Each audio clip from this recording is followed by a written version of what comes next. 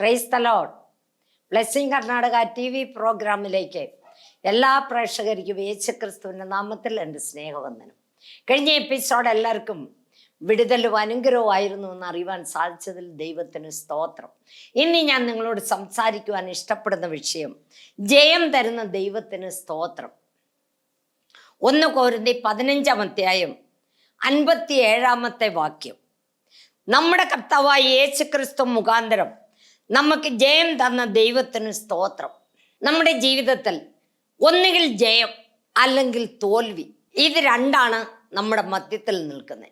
ജയിക്കുന്നവരുടെ സ്ഥിതി അവർ സ്വർഗരാജ്യത്തിന് അംഗമായി തീരും. തോക്കുന്നവരുടെ സ്ഥിതി അവര് നിത്യ നരകത്തിലേക്ക് തള്ളൽപ്പെടും. നിങ്ങൾക്ക് ഏത് വേണമെന്നുള്ളത് നിങ്ങൾ തന്നെ തീരുമാനിച്ചോണം. നമ്മളൊരു പ്ലേ ഗ്രൗണ്ടിലല്ല നിൽക്കുന്നത്. നമ്മളെ ആത്മീയ പോരാട്ടം നടക്കുന്ന ഒരു യുദ്ധക്കളത്തിലാണ് നമ്മൾ ഓരോരുത്തരും നിൽക്കുന്നത്. ആയിട്ടാണ് നമ്മൾ യുദ്ധം നടത്തുന്നത്? നിങ്ങളുടെ അമ്മായിയമ്മയുമായിട്ടാണോ, അമ്മായിയപ്പനുമായിട്ടാണോ, നിങ്ങളുടെ മരുമോളുമായിട്ടാണോ, മക്കളുമായിട്ടാണോ, അയൽവക്കക്കാരുമായിട്ടാണോ, ആരുമായിട്ടാണ് നിങ്ങൾ യുദ്ധം നടത്തുന്നത്? നിങ്ങൾ യുദ്ധം നടത്തുന്നത് സൈത്താനുമായിട്ടാണ്, സാത്താനുമായിട്ടാണ് നമ്മുടെ യുദ്ധം നടക്കുന്നത്. അത് ജയിക്കാനുള്ള ഒരേ ഒരു മാർഗം ഏതെന്ന് ചോദിച്ചാൽ, യേശു ക്രിസ്തു കാൽവറി ക്രൂശിൽ ചൊരിഞ്ഞ രക്തം മൂലം നമുക്ക് ഓരോരുത്തർക്കും ജയം ഉണ്ടായി. നമുക്ക് ജയം തരുന്ന ഒരേ ഒരു മാർഗം യേശു ക്രിസ്തുവിൻ്റെ രക്തമാണ്. ആ രക്തത്താൽ നമ്മൾ എന്ത് ചെയ്യണം? മുദ്രയിടപ്പെടണം. നമ്മളല്ല മുദ്രയിടുന്നത്, ദൈവമാണ് നമുക്ക് മുദ്രയിടുന്നത്. അതുപോലെയാണ് രക്തക്കോട്ട വളപ്പിൽ നമ്മളെ ഓരോരുത്തരെയും മറ ചെയ്യും ദൈവം. മറ ചെയ്യണമെന്ന് വരികിൽ, മറയ്ക്കണമെന്ന് വരികിൽ നമ്മൾ ആരായിത്തീരണം? ദൈവത്തിൻ്റെ മകളും മകനുമായി തീരണം. നമ്മളെ വെറും പാലും കുടിച്ചുകൊണ്ടിരുന്നാൽ നമ്മുടെ ജീവിതത്തിൽ നമ്മൾ ദൈവത്തിൻ്റെ ശിഷ്യരായി മാറത്തില്ല. നമ്മൾ കട്ടിയായിട്ടുള്ള ആഹാരം കഴിച്ചു വേണം ദൈവത്തിൻ്റെ ശിഷ്യരായി തീരുവാൻ. അതുപോലെ തന്നെ നമുക്കൊരു വാക്യം നോക്കാം. പുറപ്പാട് 12-ാം അധ്യായം 23-ാമത്തെ വാക്യം. യഹോവ മിസ്രയീമിനെ ദണ്ഡിപ്പിക്കേണ്ടതിന് കടന്നു വരും, എന്നാൽ കുറുമ്പടി മേലും കട്ലക്കാൽ രണ്ടിന്മേലും രക്തം കാണുമ്പോൾ യഹോവ വാതിൽ ഒഴിഞ്ഞ് കടന്നു പോകും. നിങ്ങളുടെ വീടുകളിൽ നിങ്ങളെ ദണ്ഡിപ്പിക്കേണ്ടതിന് സംഹാരകൻ വരുവാൻ സമ്മതിക്കുകയുമില്ല. Praise the Lord. ഇസ്രായേൽ ജനങ്ങൾക്ക് മിസ്രയീമിൽ നിന്നും വിടുതലുണ്ടായത് പെസഹ കുഞ്ഞാടിന്റെ രക്തത്താലാണ്. അതായത് ദൈവം മോശയോട് പറഞ്ഞു, വീടൊന്നിന് എല്ലാവരും തിന്നത്തക്കോണം ഓരോ ആട്ടിൻകുട്ടിയെ എടുക്കണം. 1 വയസ്സ് പ്രായമുള്ള ആട്ടുകുട്ടിയെ എടുക്കണം. അതിൻ്റെ രക്തം കട്ട് ചെയ്ത് വീടിൻ്റെ മേൽഭാഗത്തും 2 കട്ലക്കാളിന്മേലും രക്തം പുരട്ടണം. സംഹാരകൻ മിസ്രയീമ്യരെ നശിപ്പിക്കാനായിട്ട് വരുമ്പോൾ ഈ രക്തം കണ്ട് മുന്നോട്ട് പൊയ്ക്കോളും, നിങ്ങൾക്കൊരു ദോഷവും വരത്തില്ല എന്ന് പറഞ്ഞു. അങ്ങനെ ഇസ്രായേൽ ജനങ്ങൾക്ക് മിസ്രയീമിൽ നിന്നും വിടുതലുണ്ടായത് പെസഹ കുഞ്ഞാടിന്റെ രക്തത്താലാണ്. അതുപോലെ പുതിയ നിയമത്തിൽ യേശുവിൻ്റെ രക്തം മൂലമാണ് നമുക്ക് രക്ഷണയും വിടുതലും കിട്ടിയിരിക്കുന്നത്. ആ രക്ഷണയും വിടുതലും കിട്ടാത്തവര് ദയവ് ചെയ്ത്, എൻ്റെ വാക്യം കേൾക്കുന്നവരെ ദയവ് ചെയ്ത് ഇന്ന് തന്നെ ഒരു തീരുമാനമെടുക്കുക. എനിക്ക് യേശുവിൻ്റെ രക്തത്താൽ എന്നെ കഴുകണമേ, ഞാൻ യേശുവിൻ്റെ മകനാകി ജീവിക്കുമെന്ന് ഒരു തീരുമാനമെടുക്കണം. 1 യോഹന്നാൻ 1-ാം അധ്യായം 7-ാമത്തെ വാക്യം. അവന്റെ പുത്രനായ യേശുവിൻ്റെ രക്തം സകല പാപവും പോക്കി നമ്മെ ശുദ്ധീകരിക്കുന്നു. ഹല്ലേലൂയ. നമുക്ക് ആരിൽ കൂടിയും എന്ത് ചെയ്താലും പാപക്ഷമ കിട്ടത്തില്ല. നീ എന്ത് ചെയ്തെന്ന് പറഞ്ഞാലും നിനക്കുള്ള എല്ലാ വസ്തു സമ്പത്തും റാദികളെല്ലാം വിറ്റ് നീ പാപങ്ങൾക്ക് കൊടുത്താലും, നീ എന്ത് ചെയ്തെന്ന് പറഞ്ഞാലും നിനക്ക് വിടുതൽ കിട്ടത്തില്ല. വിടുതൽ കിട്ടണമെന്നെങ്കിൽ, നിനക്ക് പാപക്ഷമ കിട്ടണമെന്നവരിൽ നമ്മുടെ പാപത്തിനു വേണ്ടി ക്രൂശിക്കപ്പെട്ട യേശുവിൻ്റെ രക്തം മൂലമാണ് നമുക്ക് വിടുതൽ ലഭിക്കുന്നതും രക്ഷ കിട്ടുന്നതും. നമുക്ക് രക്ഷ വേണമോ? നമുക്ക് വിടുതൽ വേണമോ? യേശുവിൻ്റെ രക്തം മുഖാന്തരമാണ് നമുക്ക് വിടുതൽ കിട്ടുന്നത്. ഗോൽഗോത്തായിലല്ല യേശുവിൻ്റെ രക്തം വീണത്. ഗോൽഗോത്തായിലല്ല, എൻ്റെയും നിങ്ങളുടെ ശരീരത്തിലാണ് യേശുവിൻ്റെ രക്തം വീണത്. നീ വിശ്വസിക്കണം. വിശ്വസിച്ചാൽ നീ ദൈവത്തിന് മഹത്വം കാണുമെന്നാണ് പറഞ്ഞിരിക്കുന്നത്. വിശ്വാസത്തോടെ നീ ദൈവസന്നിധിയിൽ താണിരിക്കണം. താണിരുന്നാൽ ദൈവം നിങ്ങളെ ഓരോരുത്തരെയും രക്ഷിക്കും. അതുപോലെ തന്നെ എബ്രായർ 12-ാം അധ്യായം 24-ാമത്തെ വാക്യം, പുതുനിയമത്തിന്റെ മധ്യസ്ഥനായ യേശുവിനും ഹാബേലിന്റെ രക്തത്താൽ ഗുണകരമായി സംസാരിക്കുന്ന പുണ്യാഹര രക്തത്തിനും അടുക്കലത്രേ നിങ്ങൾ വന്നിരിക്കുന്നത്. പ്രിയ മക്കളെ, പ്രിയ സഹോദര സഹോദരി, ഹാബേലിന്റെ രക്തം ഈ ലോകത്തിൽ നിന്നുകൊണ്ട് കരയുകയാണ്. അതെന്തിനാണ് കരയുന്നത്? പ്രതികാരത്തിനു വേണ്ടിയാണ് കരയുന്നത്.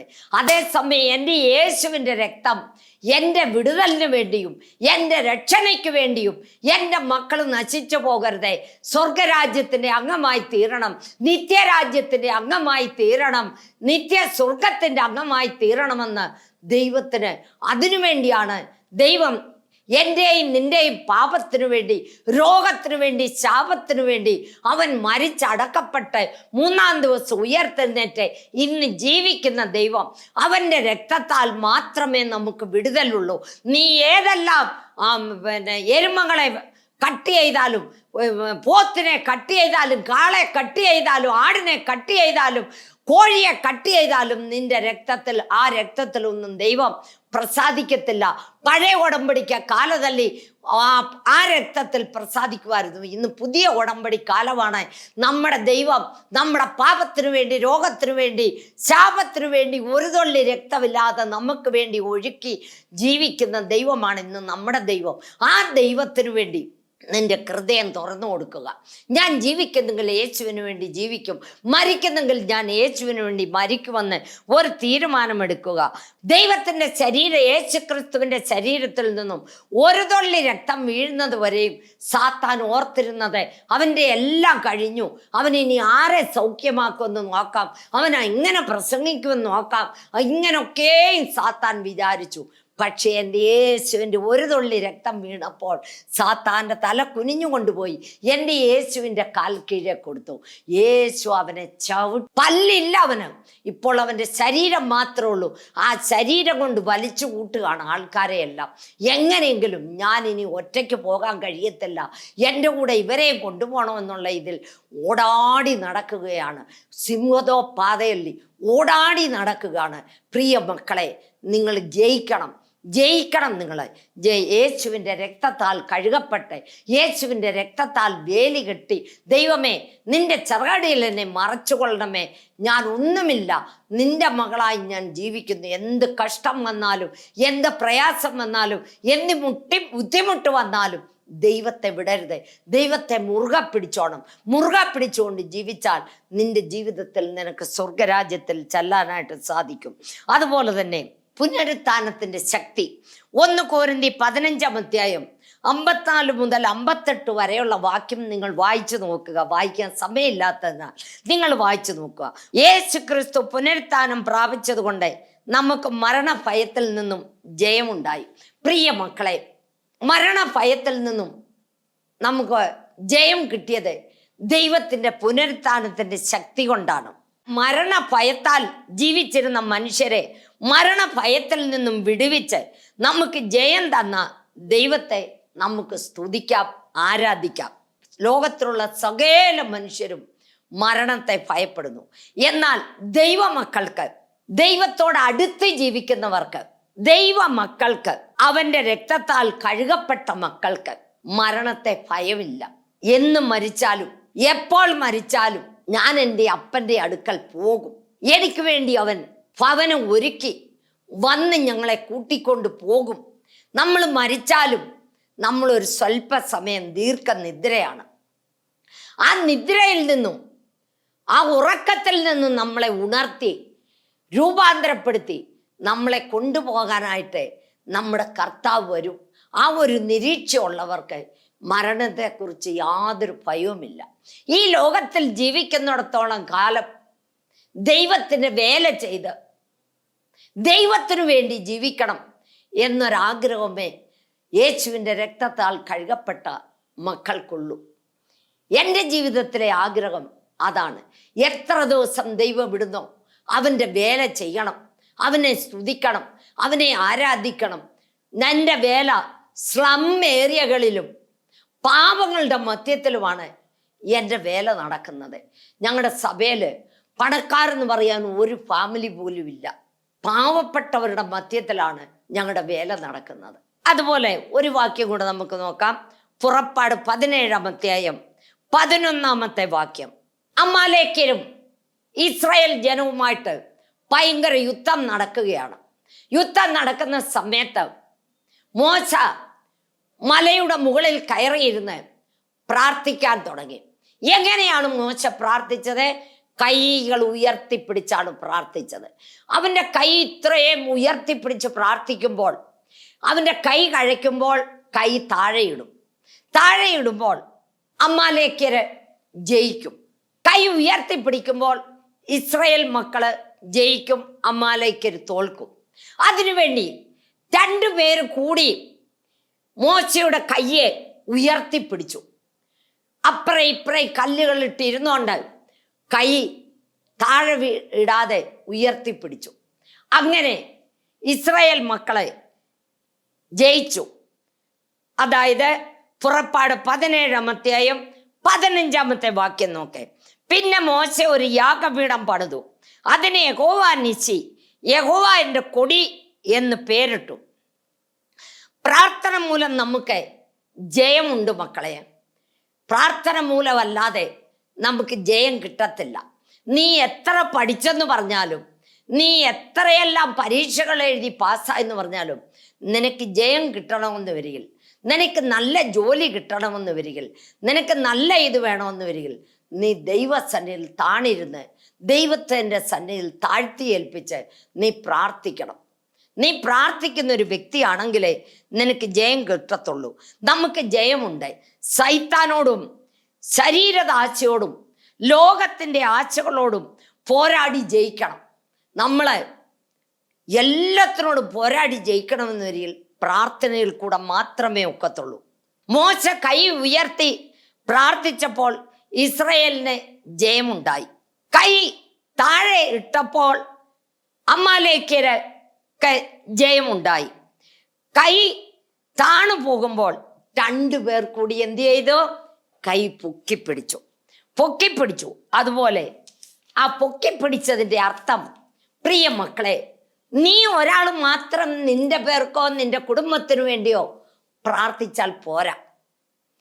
മറ്റുള്ളവരോട് പറഞ്ഞ്, കാണുന്നവരോടൊന്നും പറയണ്ട, നിങ്ങളുടെ പാസ്റ്ററോടെ അല്ലെങ്കിൽ പ്രാർത്ഥിക്കുന്ന നല്ല ദൈവമക്കളോടെ നിങ്ങളുടെ കാര്യങ്ങൾ പറഞ്ഞ് നിങ്ങളുടെ കൂടെ പ്രാർത്ഥിക്കാനായിട്ട് ഒരുക്കണം.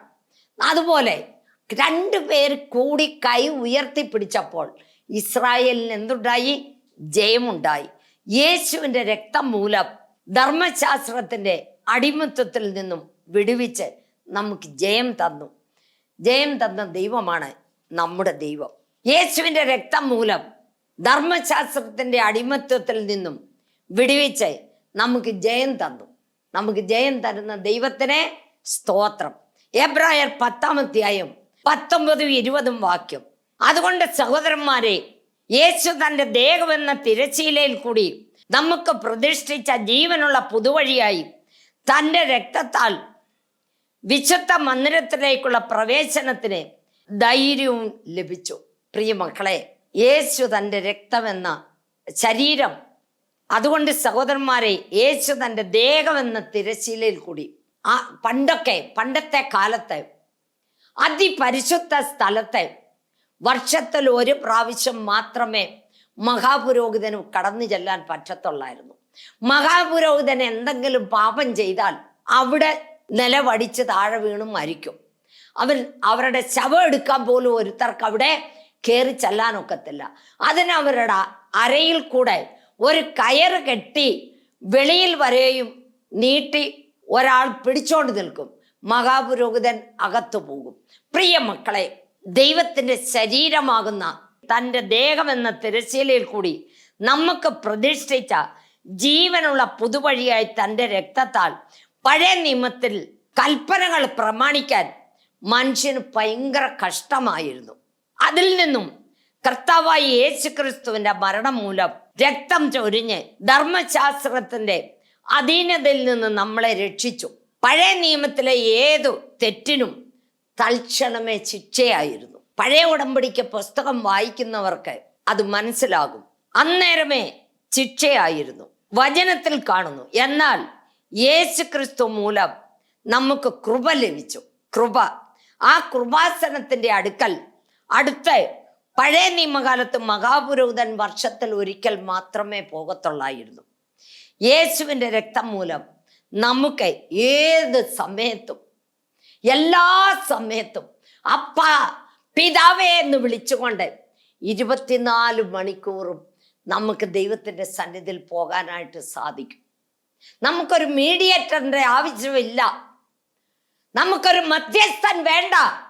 നമുക്ക് ഡയറക്റ്റായിട്ട് നമ്മുടെ അപ്പൻ്റെ അടുത്ത് ചെന്ന് അപ്പ, പിതാവേ എന്ന് വിളിക്കാനുള്ള അധികാരം നമുക്ക് തന്നിരിക്കുകയാണ്.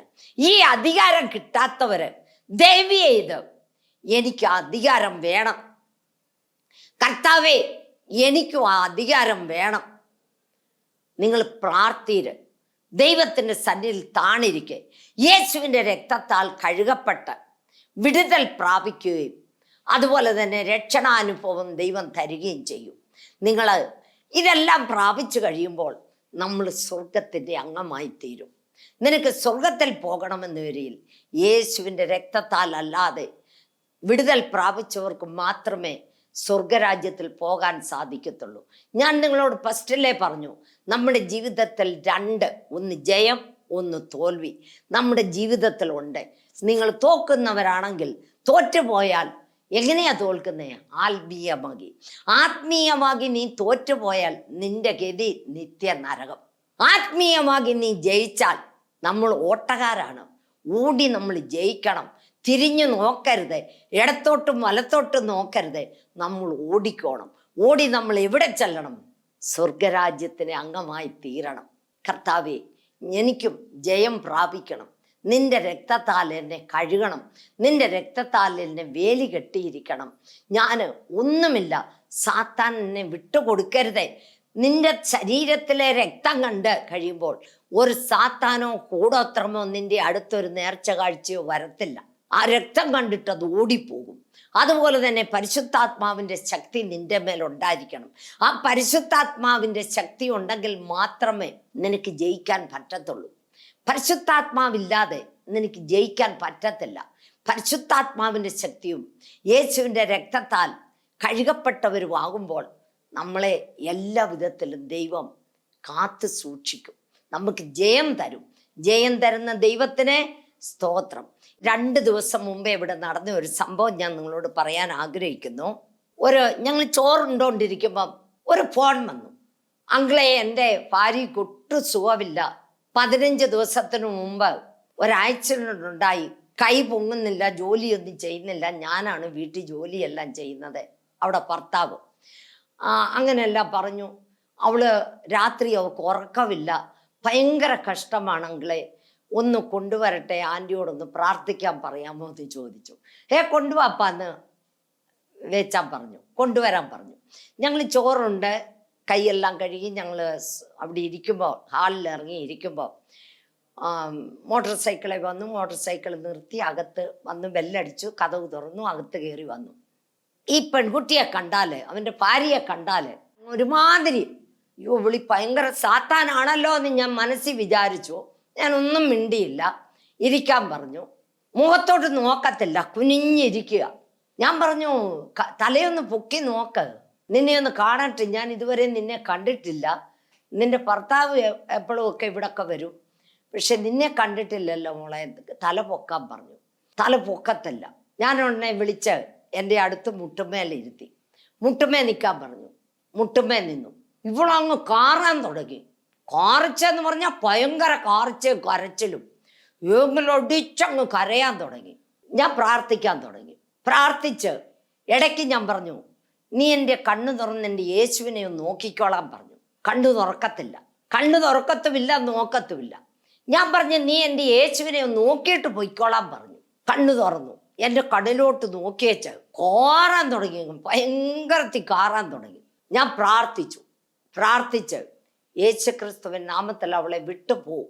എനിക്ക് വിട്ടുപോയെന്നറിയണം. ഇതെൻ്റെ വീടാണ്. എൻ്റെ വീട്ടിൽ കടന്ന് ഉരുളുകയോ മറിയോ ഒന്നും വേണ്ട. കൈകൾ ഉയർത്തി 2 കൈയും കൂപ്പിപ്പിടിച്ച് പൊക്കോളാമോ എന്ന് ചോദിച്ചു. പൊക്കോളാമെന്ന് പറഞ്ഞു. ശരി, ഞാൻ പ്രാർത്ഥിക്കുക. ഞാൻ പ്രാർത്ഥന തീരുന്നതിന് മുമ്പേ ഇതിവിടെ നടന്നിരിക്കണമെന്ന് പറഞ്ഞു. ഞാൻ ശക്തിയായിട്ട് പ്രാർത്ഥിക്കാൻ തുടങ്ങി. പ്രാർത്ഥിച്ചുകൊണ്ടിരിക്കുമ്പോഴേ അവള് കൈ മേളിലോട്ട് ഉയർത്തി കൂപ്പിപ്പിടിച്ച് കുറേ നേരം സംശയിച്ചു. കരഞ്ഞോണ്ടാ, എന്നെ എന്തിനാ ഇവിടെ കൊണ്ടുവന്നത്, എന്നെ എന്തിനാ ഇവിടെ കൊണ്ടുവന്നത് അവൾ ചോദിക്കുന്നു. നിന്നെ കൊണ്ടുവന്നത് നിന്നെ അധമ പാതളത്തിലേക്ക് ചവിട്ടി താക്കാനാ, അല്ലെന്ന് വരെ നിന്നെ ചുട്ടാക്കാനാ, ഇതിലേത് വേണം നിനക്കെന്ന് ചോദിച്ചു. ഞാൻ പൊക്കോളാം എന്ന് പറഞ്ഞു. ശരി, പൊക്കോളാൻ പറഞ്ഞേച്ച് ഞാൻ പ്രാർത്ഥിക്കാൻ തുടങ്ങി. അങ്ങനെ അവൾ 3 പ്രാവശ്യം കൈ നിലത്തടിച്ച് യേശുവേ ഞാൻ അവളെ വിട്ട് പൊക്കോളാമേന്നും എത്ര ശക്തിയുണ്ടോ അത്രയും ശക്തി കൂവി കാറി കരഞ്ഞ് അടിച്ച് തല്ലി താഴെ വീണു. അവിടെ കിടന്നിട്ട് 5 മിനിറ്റ് കഴിഞ്ഞപ്പോൾ എഴുന്നേറ്റു. ഞാൻ അവിടെ തലയിൽ കൈയിട്ട് പ്രാർത്ഥിച്ചിട്ട് പാസ്റ്ററോട് പറഞ്ഞു, പ്രാർത്ഥിക്കാൻ പറഞ്ഞു. അവരും പ്രാർത്ഥിച്ചു. അവൾ വന്നപ്പോഴത്തെ മുഖമല്ല, ആ സാത്താൻ വിട്ടുപോയപ്പോൾ അവിടെ മുഖത്ത് നല്ല ഐശ്വര്യമായി. നമ്മുടെ ദൈവം ആരാ മക്കളെ? എനിക്കൊന്നും ചെയ്യാൻ പറ്റത്തില്ല. എൻ്റെ കൂടെ എൻ്റെ അപ്പച്ചനുണ്ട്. അവൻ്റെ നിഴലടിക്കുമ്പോഴേ രോഗികൾ സൗഖ്യമാകും, ഭൂതങ്ങൾ വിട്ടുപോകും, പാപികൾ മാനസാന്തരപ്പെടും, പിന്മാറ്റക്കാർ തിരിച്ചു വരും, വിശ്വാസികൾ പുതുക്കം പ്രാപിക്കും. ഇത് എൻ്റെ ഒരു ഇതാണ്. എൻ്റെ ദൈവം എൻ്റെ കൂടെ ഉണ്ട്. എനിക്കത് 100% അറിയാം. കാരണം കണ്ണില്ലാത്തവർക്ക് ദൈവം കണ്ണു കൊടുക്കുന്നു, ചെവി കേൾക്കാത്തവർക്ക് ചെവി കൊടുക്കുന്നു, കൈ പൊങ്ങാത്തവരുടെ കൈ പൊക്കുന്നു, കാലില്ലാത്തവർക്ക് കാല് കൊടുക്കുന്നു. നമ്മുടെ ദൈവം ആരാണ്? ജീവിക്കുന്ന ദൈവമാണ്. പക്ഷെ സാത്താൻ എൻ്റെ മേൽ ഭയങ്കര വൈരാഗ്യമാണ്. നിങ്ങളുടെ ഓരോരുത്തരുടെയും പ്രാർത്ഥന എനിക്ക് വേണം. നിങ്ങളോട് ഞാൻ പറയാണ്, എനിക്ക് വേണ്ടി, എൻ്റെ കുടുംബത്തിന് വേണ്ടി പ്രാർത്ഥിക്കണം. ഞാൻ ഈ പ്രസംഗം കൊടുക്കാൻ വരുന്നതിനും ഒരു 5 മിനിറ്റ് മുമ്പേ ഞാൻ കുളിച്ചിട്ട് കയറി വരുമ്പോൾ എനിക്കങ്ങോട്ട് നടക്കാൻ മേലാത്ത പോലെ ആകുന്നു. ഇതെന്താ കഷ്ടമാണെന്ന് കണ്ട് ഞാൻ ഷുഗർ നോക്കിയപ്പോൾ ഷുഗർ ലെസ്സായിക്കൊണ്ടിരിക്കുക. സാത്താൻ്റെ പണി നോക്കി എനിക്ക് പ്രസംഗം കൊടുക്കാതിരിക്കാൻ ഞാൻ പെട്ടെന്ന് ഒരു കരിക്ക് മേടിച്ച് വെച്ചിട്ടുണ്ട്. ഒരു കരിക്ക് പൊട്ടിച്ച് കുടിച്ച് ഒരാപ്പിളും തിന്നു. നമ്മുടെ ദൈവം ആരാണ്? ജീവിക്കുന്ന ദൈവമാണ്. എന്നിട്ട് ധൈര്യമായിട്ട് വന്ന് നിന്ന് നിങ്ങളുടെ മുമ്പിൽ നിന്നും വചനം കൊടുക്കുകയാണ്. പ്രിയ മക്കളെ, നിങ്ങളുടെ പ്രാർത്ഥനയിൽ ഞങ്ങളെ ഓർത്ത് പ്രാർത്ഥിക്കണമെന്ന് അപേക്ഷിക്കുന്നു. നിങ്ങളുടെ പ്രാർത്ഥനാ വിഷയം എന്തുണ്ടെങ്കിലും ഞങ്ങളെ അറിയിക്കുക. നിങ്ങൾക്ക് വേണ്ടി ഞാൻ പ്രാർത്ഥിക്കുന്നതാണ്. നിങ്ങൾക്ക് മുട്ടുകുത്താൻ പറ്റുന്ന ഒരു മുട്ടുകുത്ത്, നിങ്ങളുടെ ഏത് പ്രശ്നങ്ങളും ദൈവത്തിൻ്റെ സന്നിധിയിൽ വേദനയുള്ള ഭാഗത്തൊരു കരം വയ്ക്കുക, ഒരു കരം മേളിലോട്ട് ഉയർത്തുക. ഞാൻ പ്രാർത്ഥിക്കാൻ പോവാണ്. ഹല്ലേലൂയ, സ്തോത്രം സ്തോത്രം സ്തോത്രം. കരുണാസമ്പന്നനിത്യനുമായ ഞങ്ങളുടെ വാഴ്ത്തപ്പെട്ട സ്വർഗസ്ഥ പിതാവേ, ദൂരത്തും ചാർത്തും ആയിരിക്കുന്ന മക്കളുമായിട്ട് നിന്റെ അടുത്ത് വരുന്നപ്പ നിന്റെ മക്കളെ നീ അനുഗ്രഹിക്കണമേ. ആരും നശിച്ചു പോവാൻ നീ സമ്മതിക്കല്ലപ്പ. ജയം തരുന്ന ദൈവത്തിന് സ്തോത്രപ്പ, സ്തോത്രപ്പ. ഞങ്ങൾ കർത്താവെ പരലോകത്തിന്റെ അംഗങ്ങളാക്കി ഞങ്ങളെ തീർക്കണമേ. സ്വർഗരാജ്യത്തിന്റെ അംഗങ്ങളാക്കി ഞങ്ങളെ തീർക്കണമേപ്പ. ഞങ്ങൾ ജയം പ്രാപിക്കുന്നവരാക്കി തീർക്കണമേ അപ്പച്ച. നിന്റെ തിരുസാന്നിധ്യം ഞങ്ങളോടുകൂടെ ഇരിക്കണമേ. ഒരിക്കലും നശിച്ചു പോവാൻ നീ സമ്മതിക്കല്ലപ്പ. തളർന്നും ക്ഷീണിച്ചു പോവാൻ നീ സമ്മതിക്കല്ലപ്പ. കർത്താവേ, നിനക്ക് സ്തോത്രപ്പ. ഏതെല്ലാം വിധത്തിൽ ജനങ്ങൾ കഷ്ടപ്പെടുന്നപ്പ കർത്താവേ, കടഭാരത്താൽ കഷ്ടപ്പെടുന്നവരുടെ കടഭാരം മാറ്റിക്കൊടുക്കണമേ. മക്കളുടെ വിവാഹം നടക്കാതെ എത്രയോ ജനങ്ങൾ കണ്ണുനീര് പൊഴിക്കുന്നപ്പ അവരുടെ വിവാഹത്തെ തടഞ്ഞിട്ടിരിക്കുന്ന സൈത്താനെ യേശു ക്രിസ്തുവിൻ നാമത്തിൽ വിട്ടുപോ, യേശു ക്രിസ്തുവിൻ നാമത്തിൽ വിട്ടുപോ. കർത്താവേ, നീ അനുഗ്രഹിക്കണമേ. ആരും നശിച്ചു പോവാൻ നീ സമ്മതിക്കല്ലപ്പ. തളർന്നും ക്ഷീണിച്ചു പോവാൻ നീ സമ്മതിക്കല്ലപ്പ. കർത്താവേ, വീട് പണി പൂർത്തിയാക്കാത്തവരുടെ വീട് പണി പൂർത്തിയാക്കി കൊടുക്കണമേ അപ്പച്ച. കാൻസർ രോഗത്താലെ, പരാലിസിസ് രോഗത്താലെ, ഹാർട്ട് പേഷ്യൻ്റ് ആകി കർത്താവേ, ട്യൂമറുകളാലെ കർത്താവേ, കിഡ്നിയിൽ കല്ലാകി കർത്താവേ, പൈൽസ് രോഗത്താലെ, ഏതെല്ലാം രോഗത്താൽ ജനങ്ങൾ കഷ്ടപ്പെടുന്നപ്പ നീ അവർക്ക് ശാന്തി സമാധാനം കൊടുക്കണമേ, നമ്മതി കൊടുക്കണമേ, പാപത്തിൽ നിന്നും വിടുതൽ കൊടുക്കണമേ, രോഗത്തിൽ നിന്നും വിടുതൽ കൊടുക്കണമേ, സ്വർഗത്തിൽ പോകാൻ ഒരു വഴി കൊടുക്കണമേ. കർത്താവേ, കൈവിടല്ലപ്പ. ആദ്യ അവസാനം നീ ഞങ്ങളോടുകൂടെ ഇരിക്കണമേ. ഒരിക്കലും നാശമായി പോവാൻ നീ വിടല്ലപ്പ. തളർന്നും ക്ഷീണിച്ചു പോവാൻ നീ വിടല്ലപ്പ. നീ കൂടെ ഇന്ന് പ്രവർത്തിക്കണമേ. എല്ലാ പാസ്റ്റർമാരെ, എല്ലാ അച്ഛന്മാരെ, എല്ലാ ഇവാഞ്ചലിസ്റ്റുകളെ നീ അനുഗ്രഹിക്കണമേ. സുവിശേഷം 5 വൻകരയിലും എത്തിച്ചേരുവാൻ നീ സഹായിക്കണമേ. കർത്താവേ, ICUവിലും വെന്റിലേറ്ററിലും കഴിയുന്ന പേഷ്യന്റുകളെ നീ ഇപ്പോൾ തന്നെ മുട്ടണമേ. ഈ നിമിഷമേ മുട്ടണമേ. കർത്താവേ, കൈവിടല്ലപ്പ. ആദ്യ അവസാനം നീ കൂടെ ഇരിക്കണമേ. കർത്താവേ, യേശപ്പച്ചാ, നിനക്ക് സ്തോത്ര സ്തോത്ര സ്തോത്രപ്പച്ചാ. നീ ജീവിക്കുന്ന ദൈവമാണപ്പാ. നീ ഞങ്ങളുടെ പാപത്തിനു വേണ്ടി, രോഗത്തിനു വേണ്ടി, ശാപത്തിനു വേണ്ടി ക്രൂശിന്മേൽ ഒരു തൊട്ട് രക്തമില്ലാതെ ഒഴുക്കി കർത്താവേ ഞങ്ങൾക്ക് വേണ്ടി മരിച്ചടക്കപ്പെട്ടു 3-ാം ദിവസം ഉയർത്തെഴുന്നേറ്റ് ഇന്നും ജീവിക്കുന്ന ദൈവം, ഞങ്ങളുടെ മധ്യത്തിൽ വസിക്കുന്ന ദൈവം, ഞങ്ങളിൽ വസിക്കുന്ന ദൈവം. കർത്താവേ, അപ്പ, എല്ലാ പാവപ്പെട്ട ജനങ്ങളെ നീ തൊടണമേ. നീ പാപികളെ ഉടുക്കി വന്നിത ദൈവമാണല്ലപ്പ. നീ നീതിവന്തരെ ഉടുക്കി വന്നില്ലപ്പ. കർത്താവേ, നീ അവിടുന്ന് അനുഗ്രഹിക്കണമേ. ഒരിക്കലും നശിച്ചു പോവാൻ നീ സമ്മതിക്കല്ലപ്പ. തളർന്നും ക്ഷീണിച്ചു പോവാൻ നീ സമ്മതിക്കല്ലപ്പ. നീ കൂടെ ഇരുന്ന് പ്രവർത്തിക്കണമേ. സാലോമന്റെ യേശു ക്രിസ്തുവിന്റെ നാമത്തിൽ ചോദിക്കുന്നു, കൃപയോടെ കേൾക്കണമേ. ആമീൻ. Praise the Lord. നിങ്ങളുടെ പ്രാർത്ഥനയിൽ ഞങ്ങളെയും ഞങ്ങളുടെ കുടുംബത്തെയും ഞങ്ങളുടെ സഭയെയും ഞങ്ങളുടെ വേലയും ഓർത്ത് പ്രാർത്ഥിക്കണമെന്ന് അപേക്ഷിക്കുന്നു. നിങ്ങളുടെ പ്രാർത്ഥനാ വിഷയം ഞങ്ങളെ അറിയിച്ചാൽ നിങ്ങൾക്ക് വേണ്ടി ഞങ്ങൾ പ്രാർത്ഥിക്കുന്നതാണ്. God bless you.